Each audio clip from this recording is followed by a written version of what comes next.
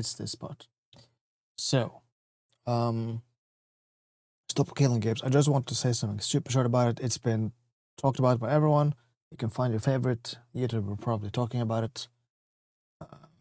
If you want to either go on Ross's main channel, the guy who's making this, Ross Scott, or he has a YouTube channel where he explains everything, or go on this website, stopkillinggames.com, or you can also, I saw Ross Strafe Hayes and also Moist Critical had really good takes about this, multiple videos, so worth a watch also if you want to see about it. I can't sign this, I wish I could, but I'm technically not in the EU, at least not enough to be able to sign initiatives. So that is the state of the EUS deal that Norway has. But in the off chance that someone sees this, and you are in Sweden, you are in Denmark, I mean, you are in the EU, and you haven't signed this or don't know what it is, yeah, it's still worth sharing. So stop killing. I'm actually gonna do this when I think about it.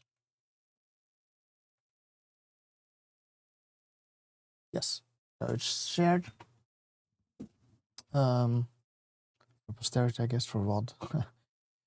But yeah, right now, as you can say, they actually got their 1 million signatures, which they do need for the initiative to be valid and for the EU to take a look.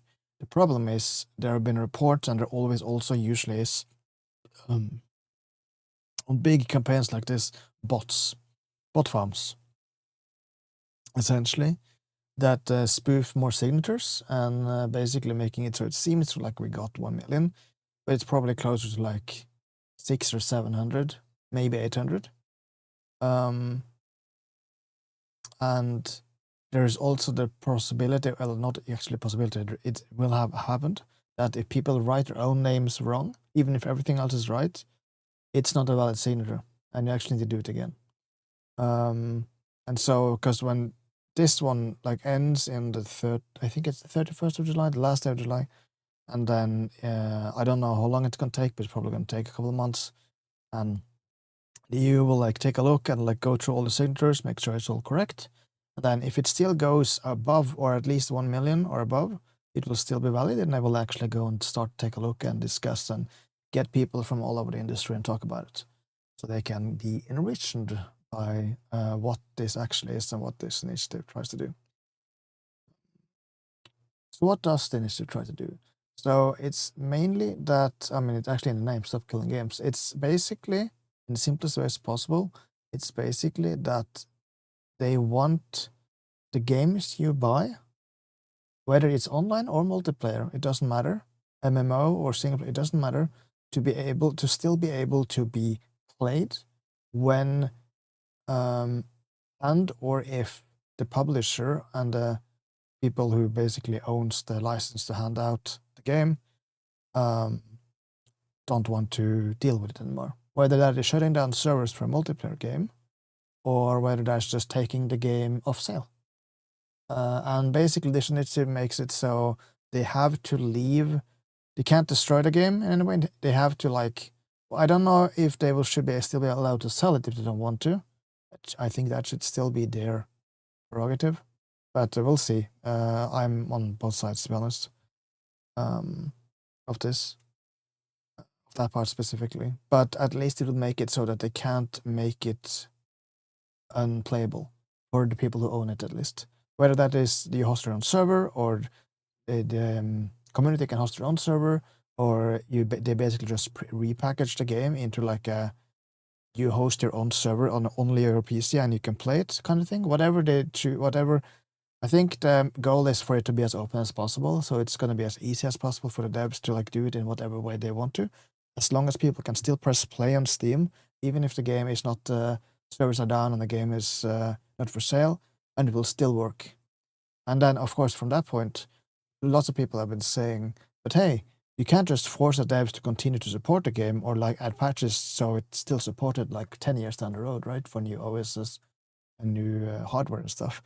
No, that's not it. If the second you if the game is liked enough, usually, and there is a community behind it, even after the game has been shut down, whether server or you can't sell it anymore, then people will usually patch it themselves. Mods, but the best thing for a game, in my opinion, is for the developers to allow mods on their platform, which essentially makes it so that the lifespan of basically every game that has mods are usually extended always, sometimes immensely. Look at Skyrim, right? Which might even then make it so they want to keep selling it, even if they, But it's honestly, the details doesn't really matter at this point, because this is not meant to be a detailed, like, this is how it has to be. It has to be in this way. It's very open because it's an initiative, right? Like, we are not supposed to figure all this stuff out. It's the people that when the process starts and it's validated, they will usually like get people from big companies. They will get like lawyers. They will get like developers. They will get, and also maybe some just basic users. So just normal people, and hear what their thoughts are.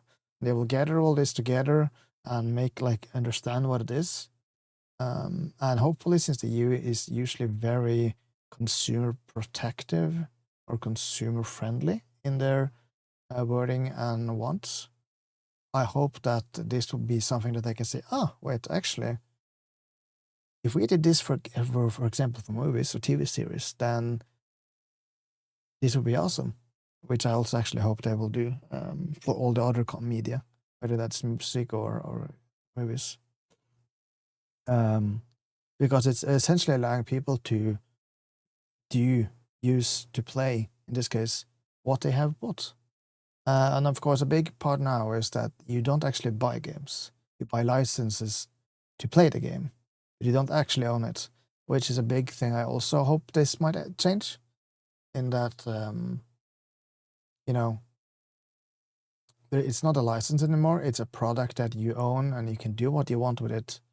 Of course, the developers and the people hosting the servers, if it's an online game, can shut it down when they want. They shouldn't be like forced to hold it open.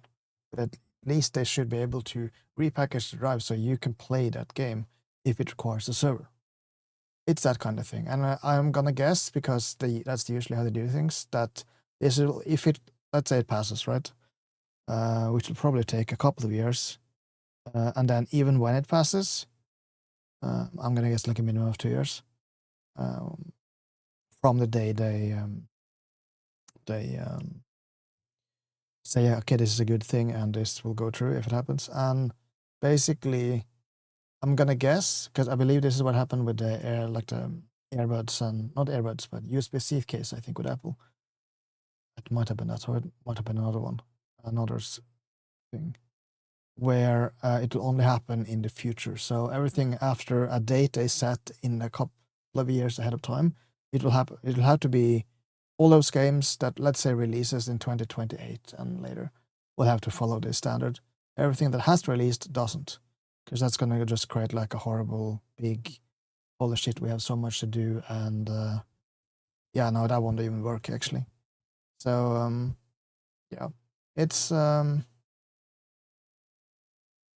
good initiative. There'll be lots of misinformation.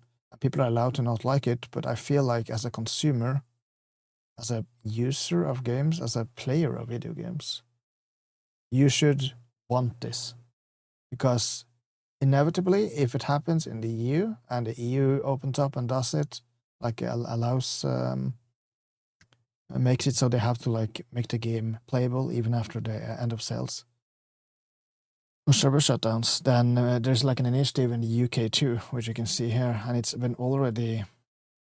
They already reached 100,000. They're actually close to 1.6. They are actually 1.6, 160% of the way, which is just good, because it will mean that more people care actually. So if they can, like, in parity with the EU, figure something out, then there is a way high chance of this happening, or being forced to just happen in Canada, in the US, and Asia. All those countries, simply because it's just easier to make one SKU, or just like one version, instead of like one EU version here and one blah blah blah there, right? It's so yeah, it's. I feel like this is for the benefit of and how it should have been, honestly. I also don't feel like games should be licenses. It should be like a product you own with more rights. This doesn't of course just go for games. It goes for video. It goes for movies and TV series and music you buy. So that's what I feel like. I also feel like this will help with actor preservation, game preservation, essentially making it so that it's gonna be way easier to like have a copy of a final game that still works at that time, and you can like just open it up, and you can basically preserve the game, the experience. There are lots of MMOs and lots of games I would like to just play it through either with friends or just alone. Because I would like those experiences again.